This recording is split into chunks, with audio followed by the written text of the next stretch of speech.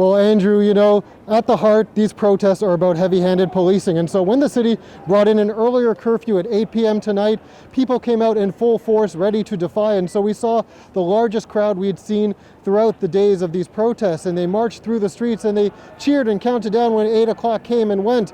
But then the police showed up. And as you can see, this is the remnants of some of them. You do not see any protesters because they were dispersed, because police came in the largest numbers we've seen and in the largest force we've seen to avoid a repeat of the violence we've seen in previous nights.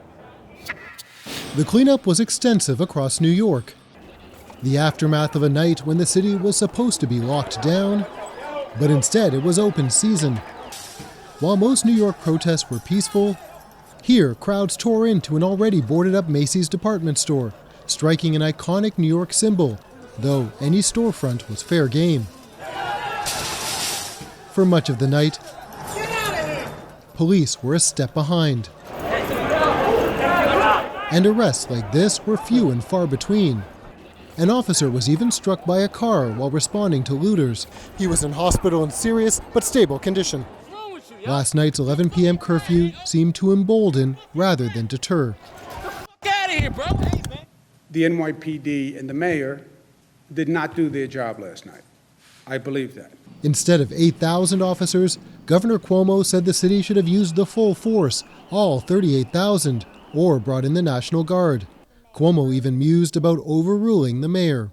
I believe the mayor underestimates the scope of the problem. The president mocked both leaders for letting what he called lowlifes and losers rip the city apart. But New York officials were united on one point.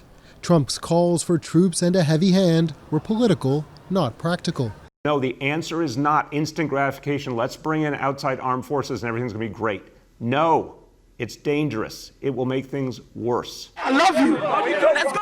A top commander tried to reach out, said outsiders are ruining a good movement. People who live in New York want New York to end the violence.